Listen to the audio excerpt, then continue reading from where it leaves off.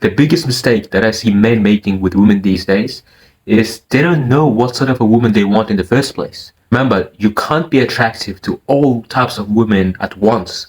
You have to understand that some women are attracted to one thing and other women are attracted to completely the other. So you have to figure it out. Do you want to attract Muslimas, good Muslim women, or do you want to attract your average kuffar with a broken family? Ask yourself right now. Do you want nerdy, introverted, book lover girls that wear hijabs? Or maybe you want extroverted, loud Muslim women? It doesn't matter. There's no wrong answers here.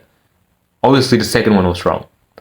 But is that what you want? Or maybe you just want to date some hijabis or some kuffar girls.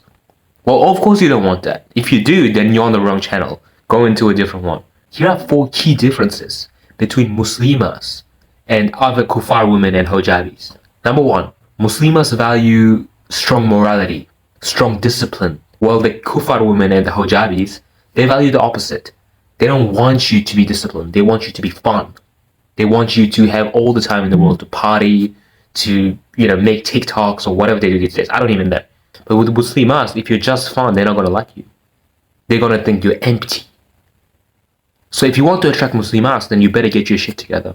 You have to become disciplined. You have to have a routine every single day. You have to figure out what you do. Praying 5 times a day, working out, going to gym, whatever it is. You need to figure out your life if you want those sorts of women. Number 2, and this links into the previous point. So Muslimas, when they go out, they look for a provider, while the non-Muslims, they look for fun and an equal partner. What do I mean by this? So when Muslimas go out, she wants you to be able to buy that car for her or that purse. Hopefully that's not all she wants. But deep down, she wants you to be able to provide for the family, always have food on the table, all these things. So if you're going to want to attract a woman like that, then you're going to have to become a man who's fine with that. You have to understand that everything is on you. It's not 50-50. It's 100 to 100. You're putting in all the work, and so is she to her own sphere. But let's be real, your workload is 10 times higher than hers. You actually have to become a man who can get stuff done. And she's going to feel it.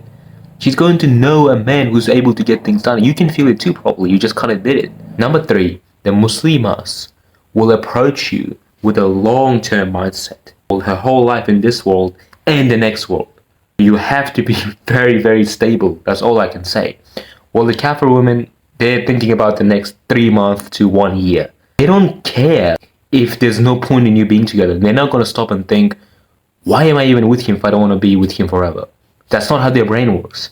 They're like, well, I'm having fun, so I'm going to be with them. It all makes sense. But to us, it doesn't make sense. We're like, what's the point of being with this person if you're not going to be with them in the next 1 year? But this is the key. You have to become a man who's actually stable. She can see that you're going to be able to be the same. You're not going to go crazy. You're not going to become a psycho, develop a drinking problem or any of this.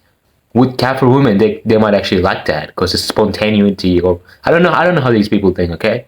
I just know that Muslimas, they want a normal man like me. Number 4, and this summarizes all the points that I mentioned. Muslimas want you to be masculine. Non-Muslims want you to be feminine. That's the bottom line. Being a masculine man in front of kuffars, all these hijabis, whatever, is going to be seen as nothing but toxic. They're not going to see any positivity to it. Whereas with Muslimas, that's all they want to see in you. They don't want you to have a one shred of femininity. So if you're thinking about expressing your emotions, being emotionally available, then that's what the kuffars want.